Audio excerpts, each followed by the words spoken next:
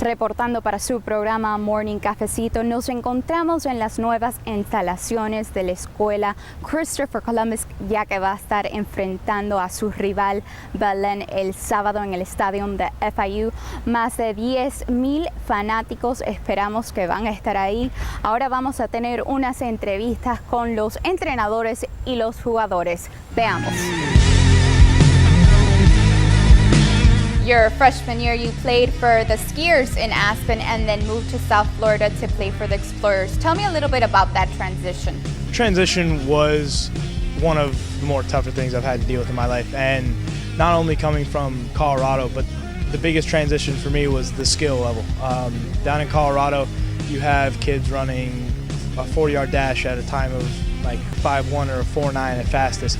And here you have kids running 4.3s and extremely fast, extremely athletic, and extremely talented. So the talent level was my biggest challenge and change when I moved.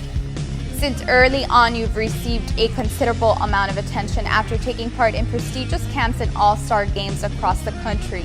You were even selected as one of the 50 players to take part in the U.S. National Development Program. How do you not let all this media craze get to you?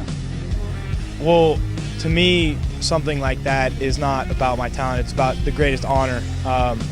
Playing in Team USA is a fantastic honor. It really is my most valued moment in my entire life. Playing for Team USA, I got the ability to represent my country, and it's really the second highest thing other than serving the country. Last season, you threw over 1,800 yards and were ranked number 21 among Miami-Dade County class of 2015 prospects. How will you improve your game this year? Well, this past summer, I've been working very, very hard and trying to lead with my team, and we as a team have come together more as a family, and I believe we're a stronger team this year, and that we will have the skill sets and the ability to go very far in the playoffs. You've committed to FIU. On Saturday, you'll be playing against Belen at FIU. How does it feel to play at a stadium like FIU, knowing very well that could be your home next year?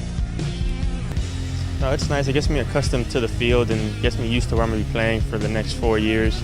So that's always nice and gets me used to how it's going to be. Overall in the season, how will this game help you guys improve? It's a big game. There's a lot of fans there, so that helps you get out the adversity, and it lets you fight it off, and the big crowd doesn't let it distract us. And it should be a big test. You anchor defense solid enough to slow down opponents. They say defense wins championships. It was a good season last year, but it probably ended where you didn't want it to finish just quite. What did you take with you from last year's loss, and do you think you guys can make the big win this year? No, last year's loss was tough. It was a tough loss. We had a great team, and state semifinal is a big accomplishment, but we obviously want to go for the state championship, and our defense is anchored down pretty strong right now. Me and Ricky Gallo, another linebacker, consider the leaders of the defense, and we're trying to take our defense to the next level. What is your fondest memory of a Belen Columbus game? I think my first time actually playing in it, my sophomore year, playing behind Brandon Radcliffe, Lorenzo Woodley.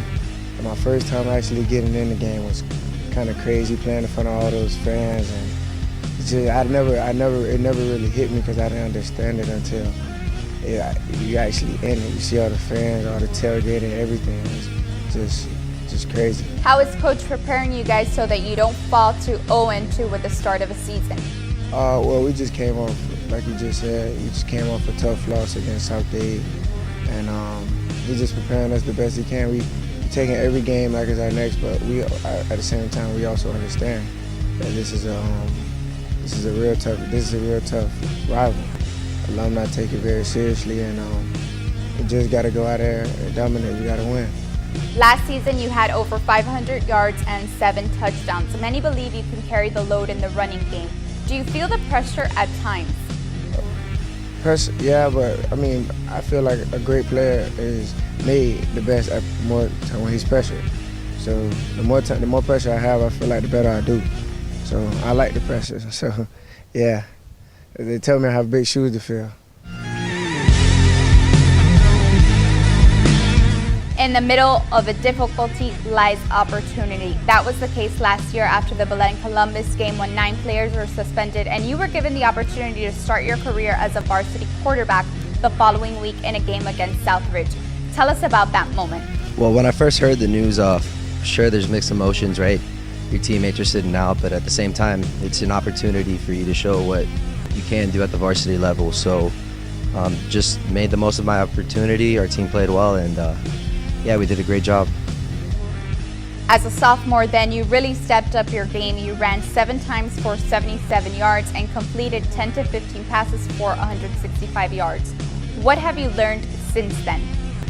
Well, since then, you got to keep perfecting your craft. What's it called? Work hard every day in practice and treat your teammates well because they got your back. What does this big rivalry game, Belen Columbus, mean to you? Well, personally, traditionally, I mean, there's a lot of tradition to uphold, but personally, we have a lot of friends over there, so it's fun, talk, I guess.